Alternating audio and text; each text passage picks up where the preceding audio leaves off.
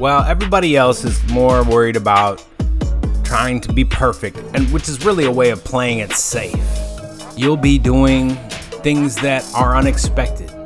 You'll be finding ways to surprise yourself and others and your clients and whoever the audience, whoever that may be. I'm a big believer in leaving no stone unturned. Doesn't mean you have to use everything you find, everything you create, everything you sketch. But I think playing it safe is a very quick way to find very uninteresting solutions to the problems that the project presents. And in many ways, artists for hire, freelance artists, freelance contractors, we are problem solvers, creative problem solvers. Just sheer rendering isn't enough. You have to come with a boatload of wild, interesting, and out there ideas. But they have to be ideas that actually solve the problems that are set in front of you.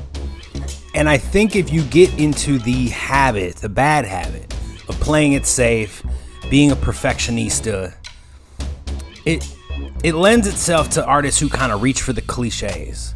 When the chips are down, when things get tough, they go for the things that everybody else goes for, which really isn't what people are looking for from an artist, from a creative, from a professional. So as we're working in our time, just for us in the sketchpad, I think it's really important to kind of set the precedent, set the stage, and be used to pushing it and coming out with ideas that probably shouldn't work, but you find a way to make them not only fit the needs of the team, the project, what's in front of you, even if it's just sketching, you're pushing it further than you feel like it might allow, right? You're pushing it further, and you maybe draw it back a little bit. Once you push it over the line, you can see me trying ideas, seeing they don't work, erasing them. There's nothing wrong with that. And in a way, this is me putting myself in a state of discomfort, getting out of my comfort zone, trying things that are like, that probably won't work, but let's give it a shot. And the beauty of these digital programs is you've got layers, you've got undo, you've got a history that you can go back in. So it's very forgiving. Really, there's no excuse to play it safe. When you were drawing on straight paper, there are a lot of reasons to be at least cautious because the paper would degrade if you overworked it. I mean, there are all kinds of reasons. But now you've got the freedom of infinite possibility. So I would say embrace that. And part of what it means, at least to me, to not play it safe, to take risks, to push it further than I think I can get away with.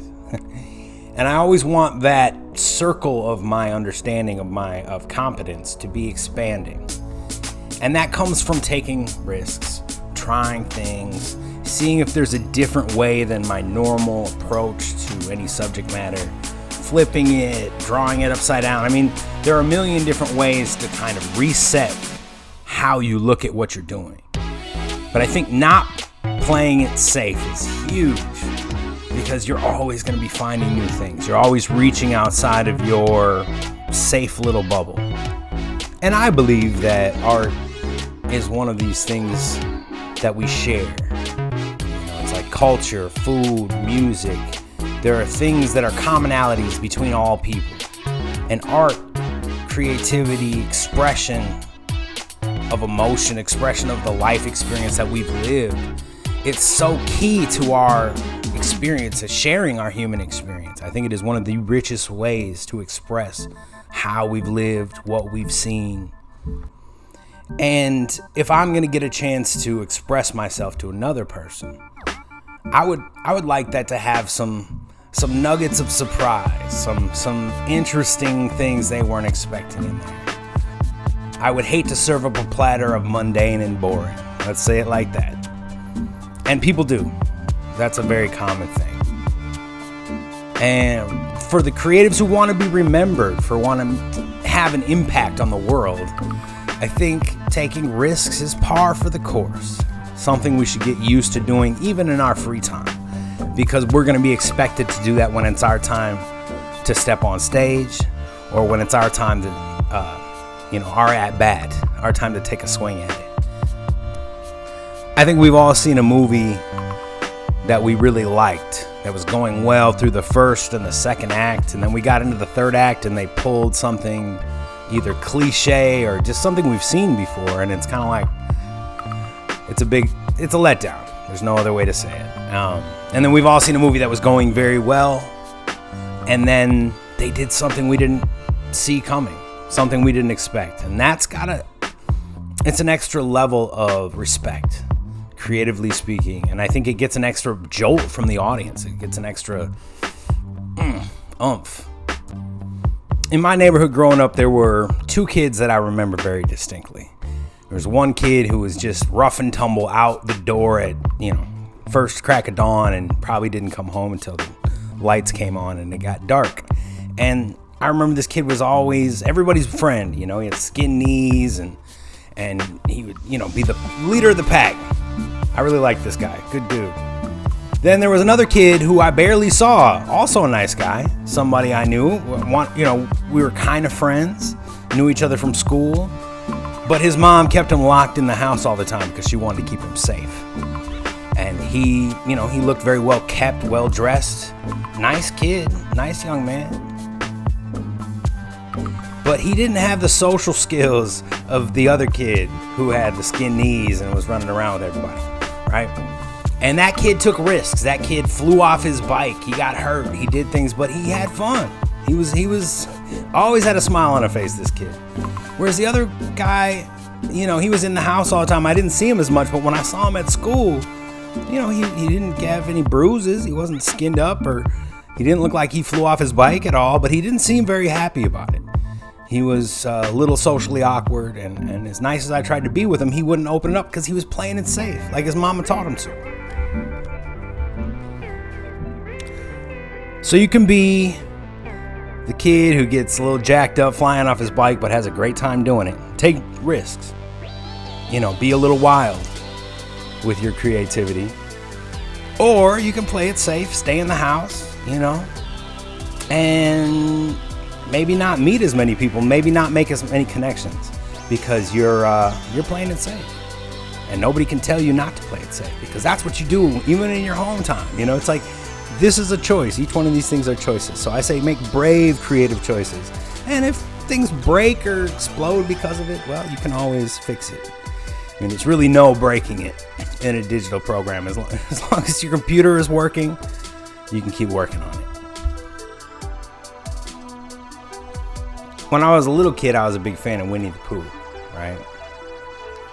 And the classic stories, not the cartoons. And I kind of liken it to you can be Eeyore or you can be Tigger. And I guess that means you can kind of feel put upon and like the world is on your shoulders and oh, woe is me about everything. Or you can be excited to have another shot at bat, another chance to do what you love to do. And I think that excitement, that exuberance, that youth of spirit, that joie de vivre, as the French say, that love of life, comes through in your artwork, comes through in everything in life that we do. So I find it important, and I would also recommend to anybody getting started or who wants to kind of push their skills as far as they can, or maybe just want to see something. We get tired of seeing the same thing, drawing the same things. It can be kind of that can be a burnout in and of itself. If you just draw anime girl faces all the time and they look kind of the same, it gets rather mundane. It gets rather boring. So varying up subject matter, even on the page as I'm working, you can see me jump around from character to character. That's why I keep a kind of a lineup on a page like this. They're pretty diverse in terms of man, woman, height, age, good guy, bad guy, that kind of thing. Because then when I find myself kind of feeling a little ADD or feeling like I want to restlessness surface, I can jump to another character, and it gives me a reset in my brain.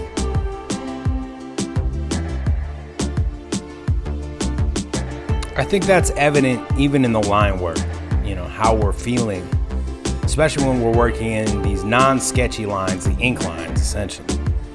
They're a little loose still. I probably would go one step darker and full opacity if I was actually doing inks and not sketching, but I digress. My point was that we can tell, the audience, the viewer, the recipient of the artwork can tell how much you're enjoying it just simply through your lines. So refreshing, taking breaks, varying up which character you're working on.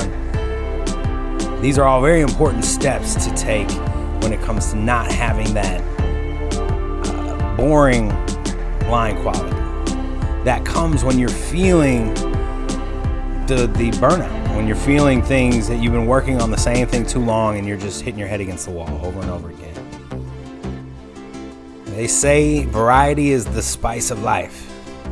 So spice it up. Don't just boil your chicken, use some garlic, just try different things.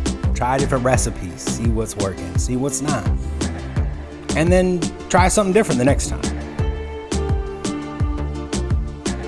Remember, we as artists, as creatives, and just as people, we don't do any of this alone. We might be sketching alone, we might be drawing alone. But life in general and creativity in specific is a group activity. It's best shared with people you care about. It's best shared with people you find inspiring and interesting. So be kind to one another. Be kind to other younger, newer, fresher artists who are just trying to make a start for themselves. Or people who just find art interesting and want to ask you questions about it. It's good to be inclusive. This isn't a country club. This isn't some exclusive cigar bar where you have to be a certain status to get in. Art is for everyone. Art is for all of us. So when you get a chance to climb up a little bit, make sure you keep the ladder down behind you for the next person. Make sure that you encourage somebody or just have a positive take about it, because you might be the only artist they ever met. And how you respond to their questions or how you respond to their interest in art might have a big impact on whether they decide to step forward into that creative world or not. We have more impact on the people around us than I think we know. Just remember that kindness, encouragement, and positivity and inspiration, these things are all free. So I say give them abundantly, without any expectation of any return, just because you might really have a strong positive impact on that person, and that's priceless. Anyways, that's my rant for the day. Thank you guys for listening. My name is Noah. This is the Big Bad Anime Channel. You're awesome. Stay awesome. Do something cool for yourself today. Make it a great day. We're getting through this, y'all. And remember, if nobody else tells you, I'll tell you. I believe in you. You can do this. We got this. No worries. Just start at the beginning. Start with a little bit, and then tomorrow you go a little more, or next week, or whenever you have the next opportunity, then you just take it a little further. It's not a big deal. You got people. Big Bad Anime Channel. It has been my honor and my pleasure to be your host for today, and we'll see you on the next one. Peace.